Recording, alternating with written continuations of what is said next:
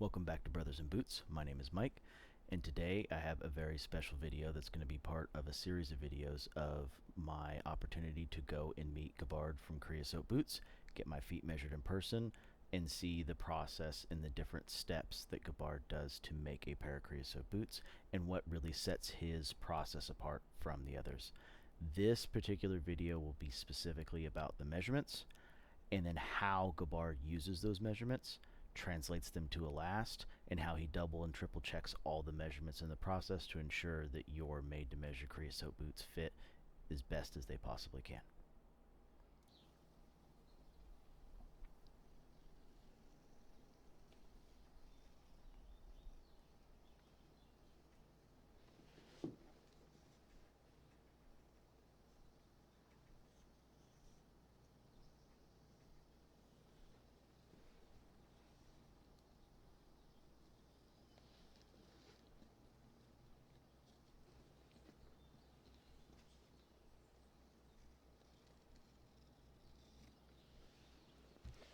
Are you filming? Yep. So, you see this pencil? It's got a shaved down side. Yep. Okay, so most pencils are like 3 millimeters. Yep. And so that's going to make your foot 3 millimeters wider, which is almost size, width, yeah. right? So I do the ink blot. And then I come in and I do a little outline with this shaved down pencil. Very expensive tool, you know? So I do that, and what we're gonna do now, and then I'll just look at it. It'll probably be like 2 millimeters maybe different. Okay, so again, we were talking about allowances earlier, and you know, because it's a lace up, you know, leather stretches, things like that.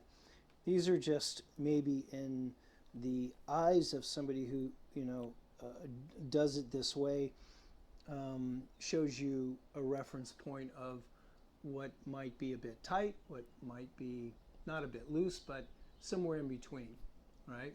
So the variation of distance with this flat, you know, sanded down pencil, as opposed to using a regular pencil or pen, which is what I get all the time from my clients, it's about 3 millimeter difference. So while you're here, and I've got somebody here, this is a cross reference for me. And I can kind of just say, oh, I can see where your foot really is, and I can see where your foot would be had you done this yourself. So it's always kind of like, well, if you've got an idea about something and you have a question about the results, just practice it. Yeah. So this is kind of, you know, an easy way to see the possibilities of somebody's error. Yeah. Right? And I take that into consideration. Yeah. Yeah. So what we're going to do now is we're going to do the ball, and you're going to end up keeping the weight on the heel. Stay right where you're at. You're just going to raise your toes up a little bit, and I'm going to bring the tape measure. I've marked off these areas where your ball, your waist, your instep are, and so I'm going to make sure that I put the tape down on those spots. Go ahead and put your foot back down.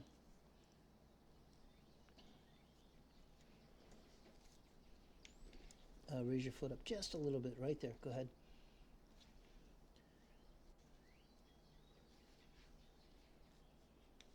Raise your foot up just a touch. Okay, go ahead. Okay. So this is the part where, you know, you don't want to make it too tight. Sorry, Be loose. the audio cuts right here. So what he's saying is if you make it sloppy loose, you're going to get a sloppy fit, but you don't want it so tight that it puts your foot to sleep.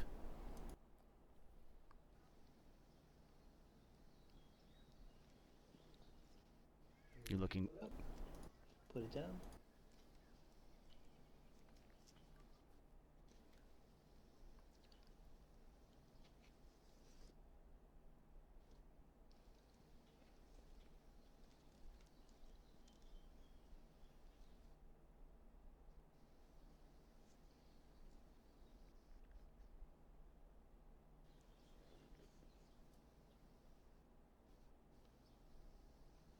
One more time. Okay, put it down.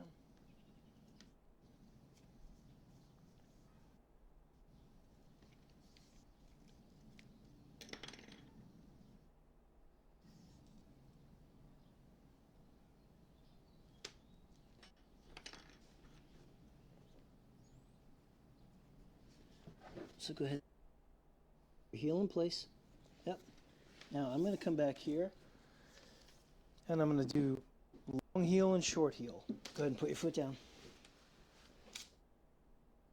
So for making a slip boot, engineer boot, cowboy boot, raise your heel up just a touch. Yep, put it down. This is, oh, sorry, mate. One more time. Go ahead and put it down. This is crucial. Long heel, this is cuneiform. I want to feel that bone, that area is long heel. You raise your heel up just to put it back down. Yep, thanks, mate. Yep, one more time. You got some slip socks. Go ahead, put it down. Yep, that's important right there. We get this extremely accurate. So that's 33.5.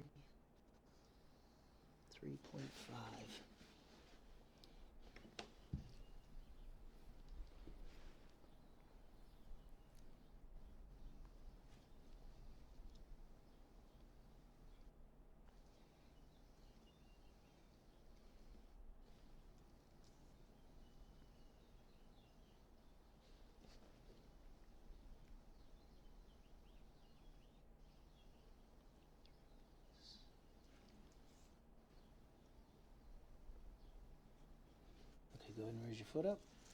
Now we're going to do leg. And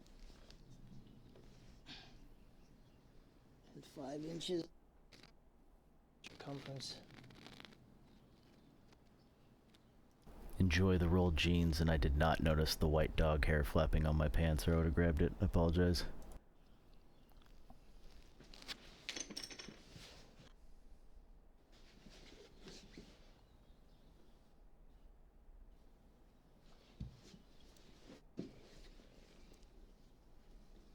So we're going to go up to 7.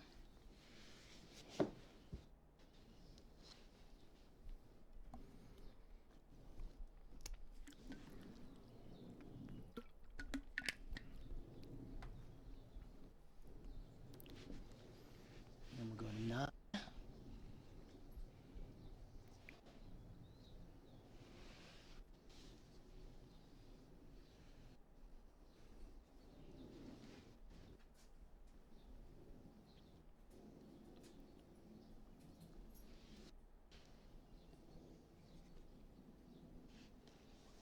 And we'll go to 11.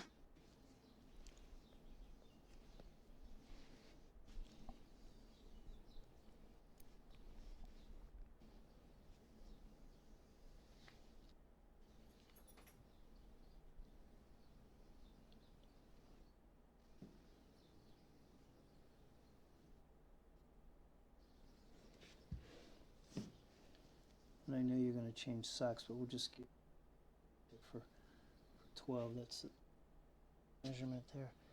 That's 14.5. We'll call it 14 3/4. That's 12. Take your foot off. Do apologize for some of the audio issues. We were peaking pretty hard. My phone also seemed to be having some issues with overheating, so we did lose one of the videos in this part. This next part, Gabbard is going to go over how essentially useless the Brannick measurements are, but how they're just another perspective and how they apply to his last. Now, pulling back the curtain just a little bit, you're going to see here in just a minute that I am a 6.5 double F in your P&Ws, Whites, Franks, Nicks, basically most Munson style lasts. And in Gabbard's lasts, before the buildup begins, I'm actually an 8C. And here we're going to go over how my Brannick measurement translates to that.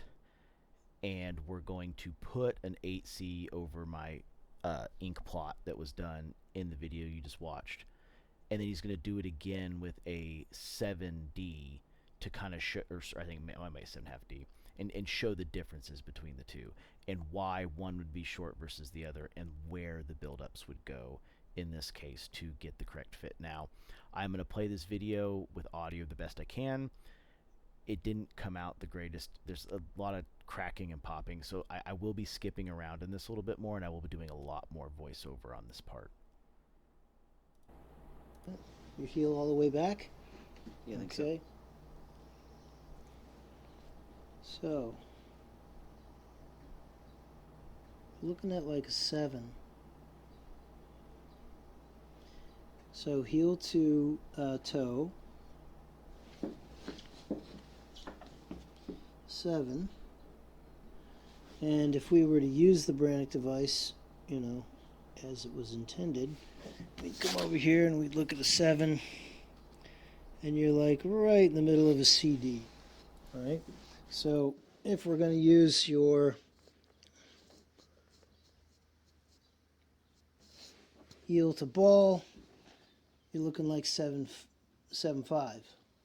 Right? Yep. So we've got 7 straight, 7 borderline CD, and heel to ball is 7.5. So this is the original Brannock device. It's the silver and black one. Raise your foot up. We're going to try the new one, and we're going to see the difference. So let's set our mark.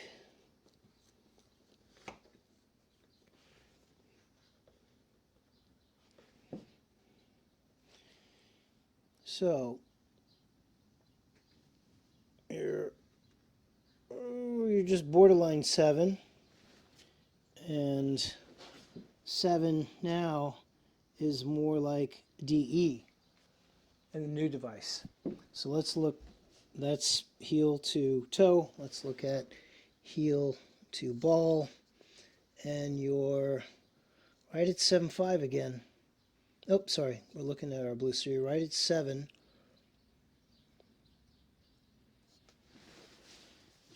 Okay, go ahead and take your foot out.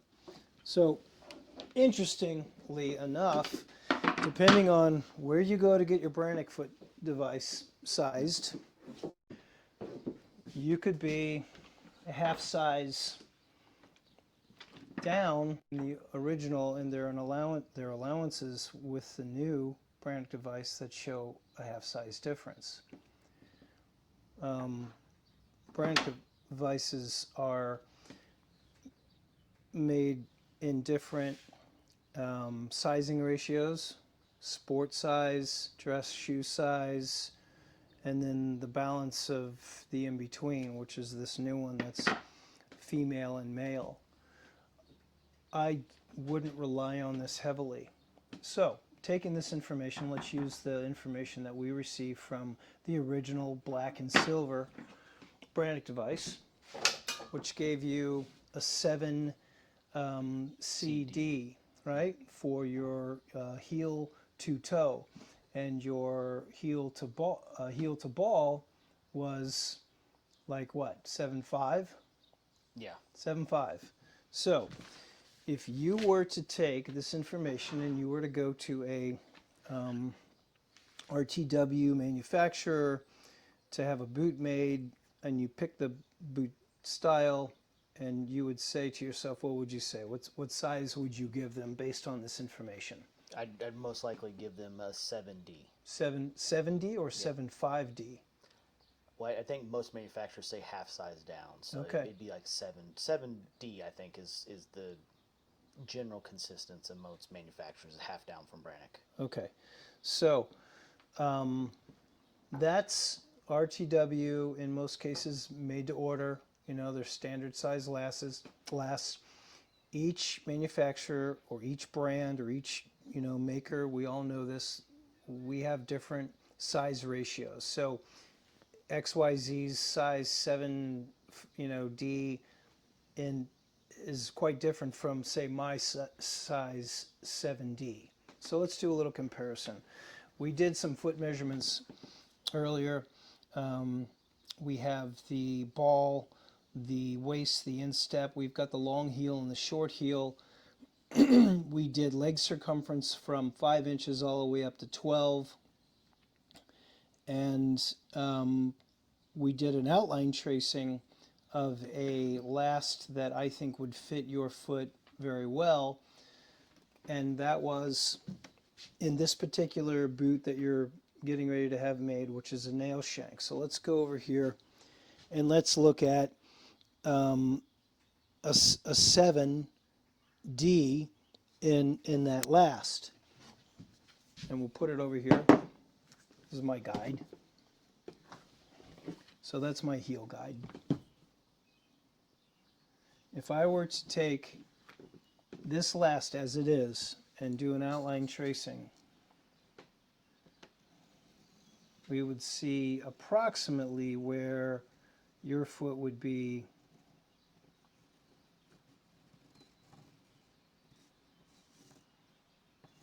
in relationship to this last off the shelf.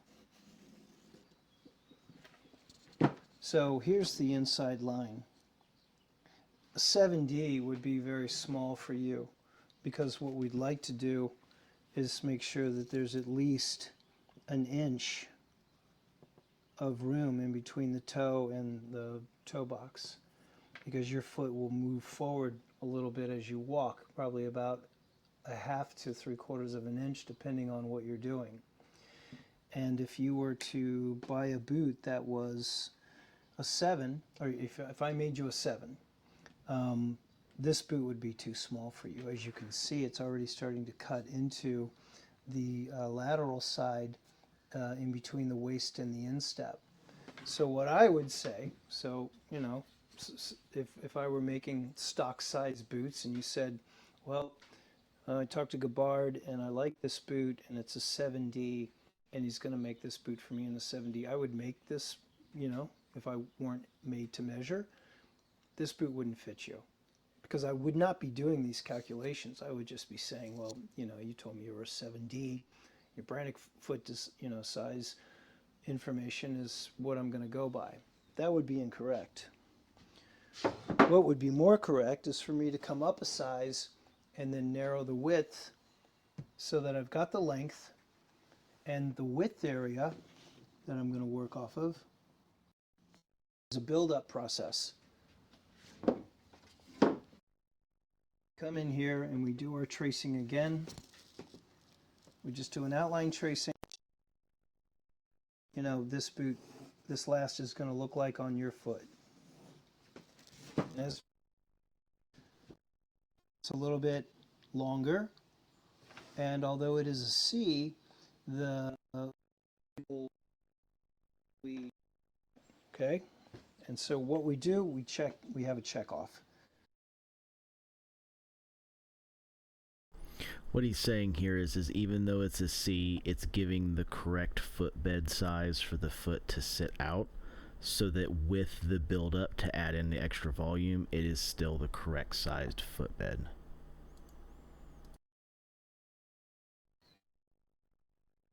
Between toe and the end of the boot, which is comfortable because you're going to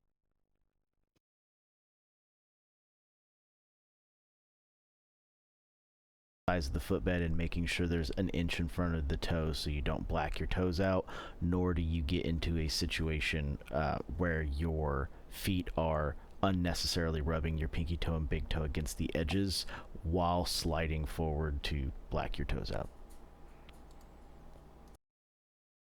you know, a heel pad in the inside of the insole. Bring your heel, push your foot forward.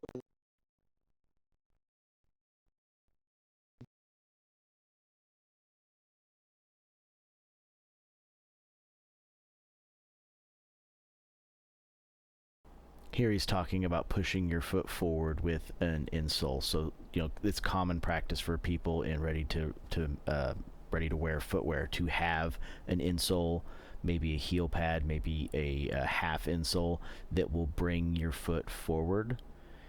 And in this case, this like sliding forward motion is what requires that extra inch to exist between your toe and the front of the boot. This is also seen a lot in Pacific Northwest wear, in specific relation to arch support and how the arch will ease and push your foot forward. You need the same 3/4 of an inch to an inch in that setup as well.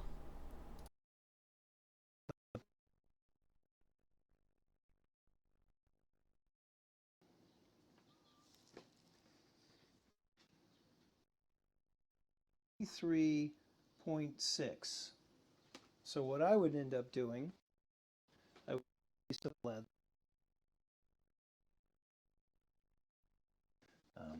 Attach the leather to the side. And this is called a build-up, and we would work in various other places, all various measurements. Your ball is 24, your waist is, your instep is 26. So we continue to go down the last, taking these measurements, and then make marks to add the leather for the calculation of these increments to fit. Allowances are very important. So in the end, this looking like this in these areas where you need to add more. Lateral side in between the waist and the instep of your foot is a little bit, would add leather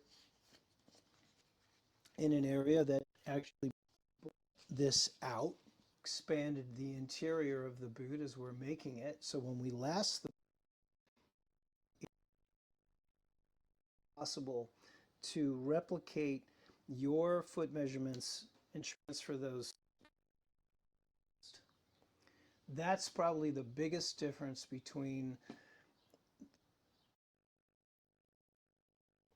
from a standard stock run manufacturer as opposed to the made to measure allowances and calculations that are taken from your foot and added to the last.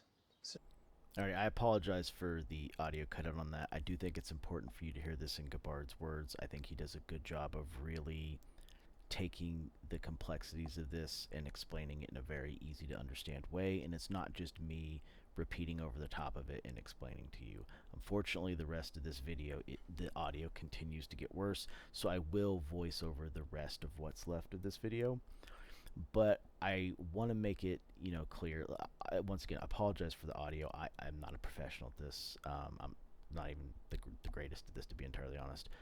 And we do have more content from Gabbard. We are going to fill some more of this later. He was gracious enough to film some pieces that I will use in the other video upcoming on this. But I will go through the rest of this and dub over this a little bit more. But it's important to hear the intricacies, one, from the man himself, but number two, why it matters. If it's just me explaining it to you, it doesn't have the same gravity as someone of his caliber explaining it to you, and that's very important in this. So sorry for the audio quality. I tried to fill in stuff where I felt like it mattered. I think most of it's there. I know it's not the most pleasing to listen to, and I do apologize for that. For the rest of this, I will be talking over it and not bringing the audio through. Just to kind of go through and get through what's remaining in the video. It will be a little bit more skippy. So as I said, the audio gets pretty bad from here, but what he's talking about at this point is you have the last on the table. You've seen where the buildups are, how he puts it against the ink plot, where he takes the customer provided measurements. That wouldn't be much different from this. He'd be doing a lot of the same stuff, right? The difference is the customer mailed in measurements wouldn't be on an ink plot. They would just be a standard tracing. He would still put the last down in front of it, do the measurements where you've marked them, do the same buildups. And here he's grabbing different lasts because he's explaining that only 2 of his models share a last. That is the nail shank and the 9 ditches. Every one of his other 20 models has its own individual last.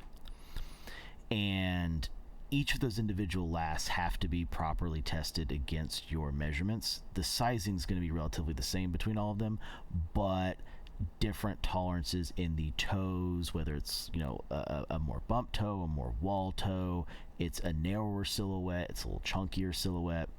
All of these things matter, and when you purchase a pair of Kreosotes, part of what you're getting is the models that you pick, he's doing the same process against. So just because he's determined I'm an 8C in the nail shank class, which is also used in the 9 ditches, that does not mean he's not going to do this exact same process against my parlor scar.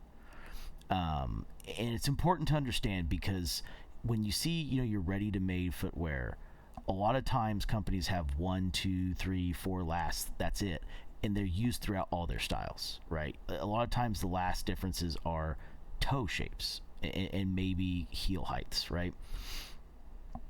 And that's important, because as you can see, all of his styles are set up slightly differently for a particular look, especially his very iconic and balanced toes. If you've seen anything with his work, you'll notice almost all of his toes are very elegant. They're very balanced. They either have large, like bumps toe or walled toe style toe boxes, or they tend to be very narrow and very sleek, almost, bordering quite dressy. Like the one Undertaker is kind of the dressy version of the 9 Ditches. And how you apply these measurements, where you do the tolerances, like all of this matters, and he's going to take that in consideration with every last he uses. If you've only bought one pair, it'll obviously only be the one last. If you're like me and you've bought multiple pairs, I think mine, I have a nail shank and a 9 Ditches, so those share, but most of my stuff will be on separate lasts between each of the models. And this whole process with these ink plots he took while I was there will be reused throughout the building of each pair of the boots that I've ordered, right? A unique note, we don't talk about it much, but it's up there, those cowboy boot mock-ups, that short heel and long heel he's talking about, that's the tan and, or the, I guess, natural and burgundy half boots you see up there. It's a cowboy boot style mock-up. The short heel and long heel is how that gap is created, and that gap is necessary for you to be able to get your foot in and out.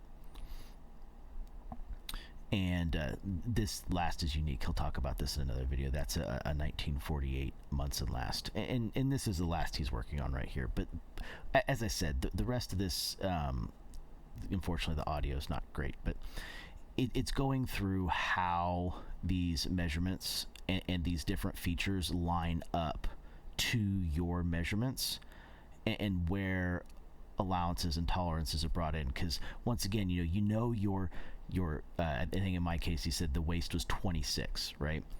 Or maybe he said the instep was 26. Each of the lasts, how much buildup is necessary to get to 26 is going to be different, and these different features affect how you get to that 26. But the important part is getting to what's been measured for each last.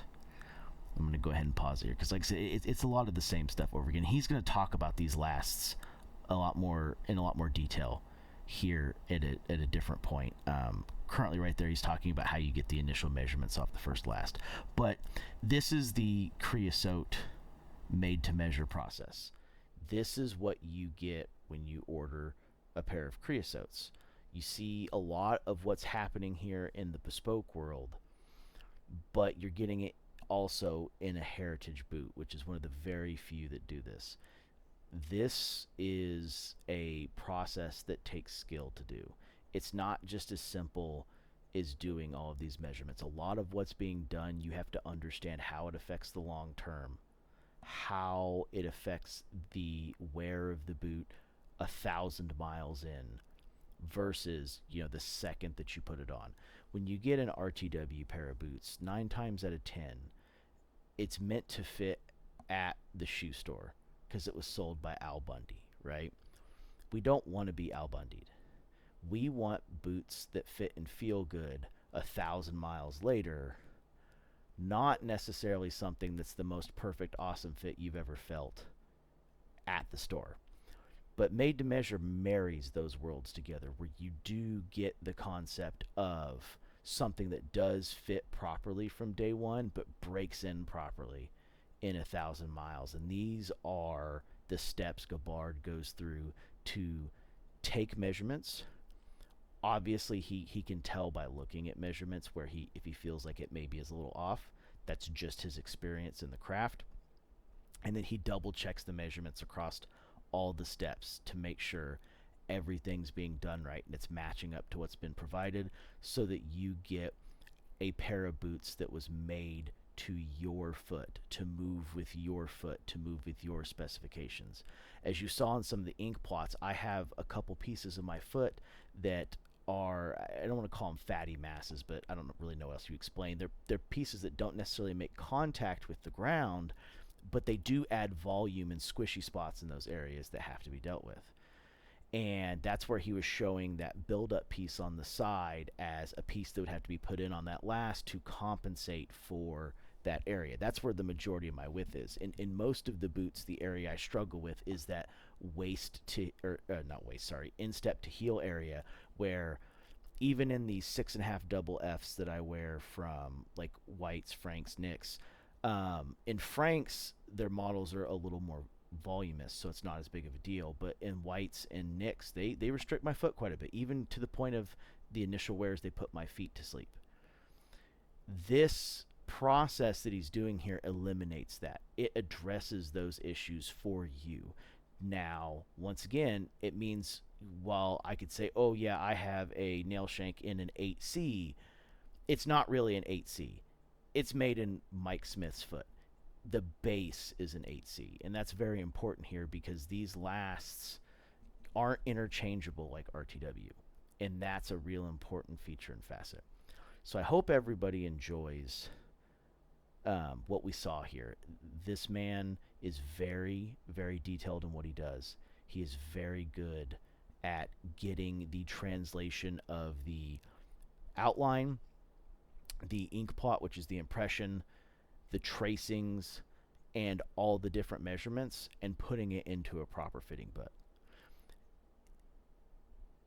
Even to the point at which you order, you will go through your wait list a month before it's time to start your pair. He will do another consultation with you, double check you haven't gained or lost a lot of weight quickly, more than 10 pounds either direction, go through what your current health conditions are, nothing specific, just things that might ail or potentially affect your feet with, like, excessive swelling, blood pressure, so on and so forth, things like that. Nothing that you would, this isn't like talking to a doctor, obviously. And do the assessment of, do we need another set of measurements? Do we need to take another stab at this? Have you moved enough weight that there's been a difference here? And he's got these pieces down. And there's also lots of traditional bespoke methods for adjusting specific parts of shoe size in the process. And this man's got you covered from that perspective as well. So I hope everybody enjoyed this. This was a blast for me. Obviously, I've done tons of foot tracings over the years. I've even done impressions like this with Florinite. So I've been through processes like this before. There wasn't a whole lot here that was new or something I haven't done in some way before. But what I can say is the level of detail that's gone through to really double and triple check all the pieces, including putting the last down, doing the build up, putting the tape over it, double checking everything's still right, is not something I have seen in person. And I am greatly looking forward to how this does affect the fit of my boots. Anyway, thank you all for watching. Please like, comment, and subscribe. And there is more content from this master bootmaker coming. Have a nice night, guys.